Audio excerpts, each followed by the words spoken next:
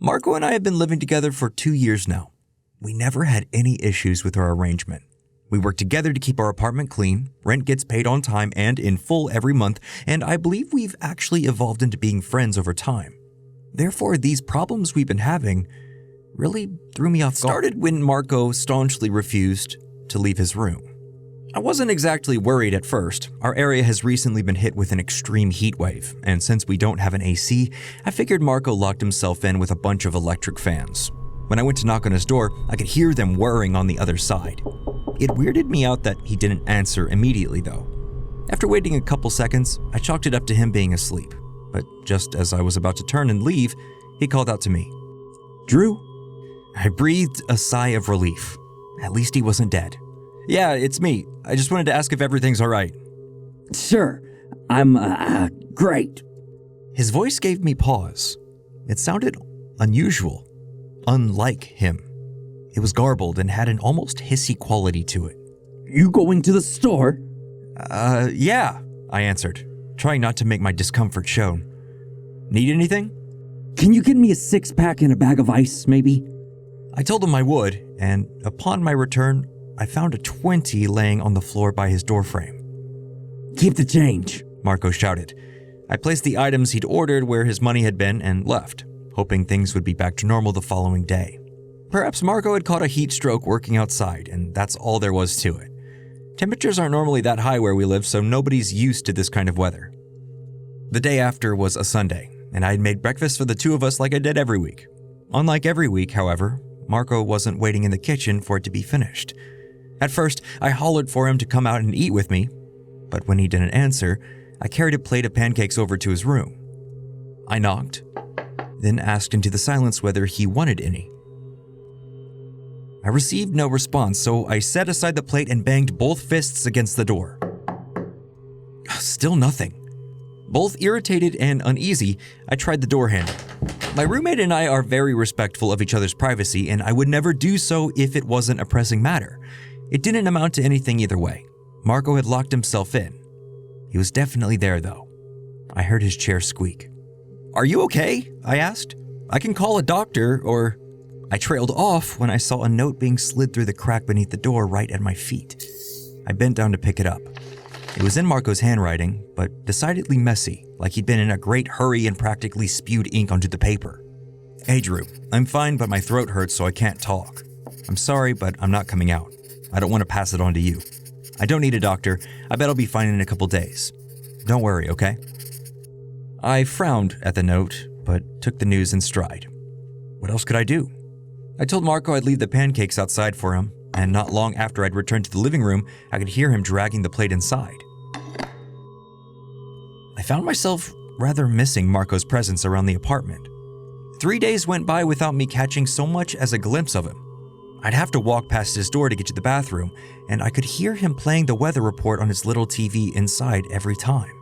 On the 4th morning, I found another note, this time on the fridge. "Hey Drew, I'm going to see my mom. Be back in a week." What the fuck? First he's sick, now he's going on a trip. I was beyond confused. I tried to call him, but he didn't pick up. That really wasn't a surprise though. Marco's one of those people who never really uses their cell phone. Most of the time he doesn't even have it on him. Nevertheless, it only added to my growing concerns. Another 2 days passed and I didn't hear a thing from my roommate. I tried once more to call him when I got off work, just in case. It was already nighttime and Marco normally went to bed quite early, so I didn't really expect him to pick up, and he didn't. Instead, I heard a familiar ringtone coming from his room. It only lasted a few seconds before stopping abruptly, like it had been turned off in a hurry. My stomach sank when the realization set in. Why in the world would he lie to me? This didn't make any sense. The whole situation had the hair on the back of my neck stand up, but despite this, I began heading toward Marco's room. His door looked eerie in the dim lamplight of the hallway. I inched closer, hand outstretched to jiggle the handle. Locked, of course. "Marco?" I tried pressing my ear up to the wood. "What's going on?" No answer. I could hear a squeaking noise coming from inside, like a chair being moved. "What the fuck, man?" I said, stifling the tremor in my voice. "You're clearly in there. I don't understand." That's when I had an idea. There were spare keys to all the rooms in a drawer in the living room cabinet. Neither of us had ever used them before, but they were there. "Marco, if you're not going to talk to me, then I'm coming in," I declared with all the determination I could muster. He didn't respond. "Hey, I'm serious. I'm getting the spare and then I'm coming in." Silence. I bit my lip, turned on my heel, and headed to the living room. My heart was thundering in my chest when I returned with the key. I crammed it in the hole with shaking fingers, turning it once, then twice. Click. I swallowed, steeling myself before I pushed down the handle and nudged the door open. The motion was accomplished by a drawn-out creaking noise that reminded me I should oil the hinges sometime. With my pulse thrumming in my ears, I entered the darkness beyond the threshold. I couldn't see anything except the limited areas that were illuminated by the ceiling lamp shining in from the hallway. In vain, I groped around for the light switch, then I decided to give up and just proceed. Something stopped me from going back and grabbing a flashlight. I simply had a feeling I shouldn't turn my back on that room. Both arms outstretched, I ventured further inside, feeling around for Marco's desk. Soon enough, my palms met with the smooth, hard wood, and I braced myself against it almost desperately. "Marco?" I asked, an intangible fear compelling me to whisper. My hands started roaming the surface in front of me. I could feel his laptop, powered off and shut, his mouse pad, and a set of pens and pencils. Then I moved onto the chair. I flinched when I made contact with something dry and soft hanging over it. At first, I thought it was a t-shirt, but the fabric felt almost like an extremely thin baking paper. I continued to stroke it, and as my hand went down what was presumably the neck hole, I found that it was warm and damp. Disgusted, I withdrew from the surely sweat-soaked piece of clothing. Remembering Marco's small desk lamp, I mentally palmed my face for not looking for it sooner. It didn't take long for me to locate the switch. As the small light came on, its beam fell onto what I thought to be a shirt, causing me to recoil in shock. It was skin. There was an entire fucking skin suit slung over the back of the chair. It was like a snake's shedding, except tan and pink and human-shaped, with 2 arms and 2 legs and a tear in the back from which its wearer must have emerged. The remnants of the face dangled from the ragged neck scrap, and it looked like the dried remains of one of those cosmetic gel masks. I stared at it for a moment, my eyes bulging and my heart in my throat before I started to violently gag. I clung to the edge of the desk for dear life, trying to keep my thoughts in order. And that's when I heard it. A garbled, distorted hiss coming from right above me.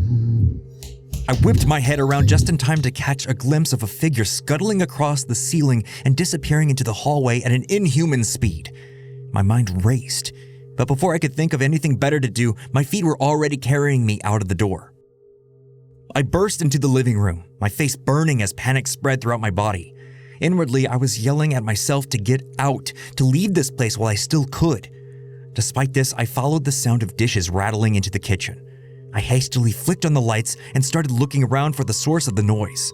My stomach was churning, and beads of cold sweat ran down my face. Somewhere in the back of my mind, I knew that whatever had been hiding in the shadows could be none other than Marco.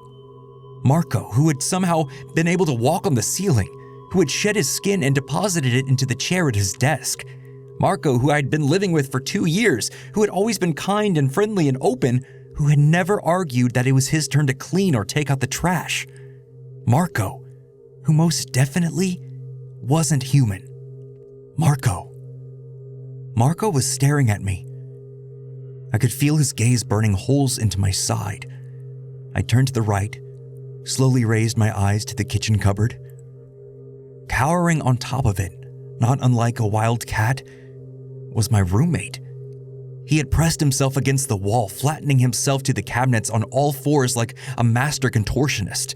His entire body was of a dripping, aggravated scarlet. His face was bright red, his eyes bulging out of his head.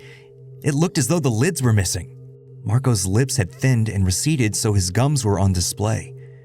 I never realized how large his teeth were. Dampened brown curls clung to his neck and temples. Rooted to the spot, all I could do was stare at this thing that my friend had turned into. He it stared back. That same hissing sound emanated from somewhere down in his throat. Slowly, but surely, it loosened from its rigidity and began crawling towards me, sticking to the ceiling like an enormous anthropomorphic gecko. The fluids coating Marco's pink body dripped onto the floor in front of me. I must have forgotten how to breathe altogether. My tongue was dry as a bone, like a dead leaf lying limp inside my mouth. "Marco?" I muttered. "Marco, this is you, right?" A rumble rolled from his chest, something akin to a growl. I raised both of my hands, taking a step back as he advanced. "You're okay, I swear," I stammered. "I'm not gonna tell. Whatever this is, I promise I'm not gonna tell." He stopped and cocked his head, neck cracking. His mouth fell open and his tongue dropped out. It was twice as long as humanly possible. I stifled a shudder, keeping my hands up and forcing myself to assume a soothing expression. "Hey, everything's okay. Stop growling. You know me, we live together. I make you breakfast on Sundays, and it's your turn to take the trash out tomorrow." Marco closed his mouth. He crept over to the left wall and began descending, movements fast and spider-like. Once more standing on 2 feet, he started walking towards me. Step by step, the soles of his skin-stripped feet created a wet slapping sound on the smooth, clean floor. I dropped my arms, focusing on keeping my breathing steady until he finally came to a stop in front of me. "You're okay," I repeated. "You're all right. Can you still hear me? Do you understand what I'm saying?" A nod.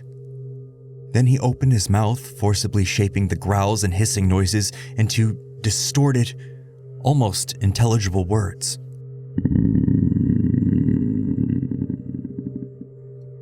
"My kind is sensitive to heat.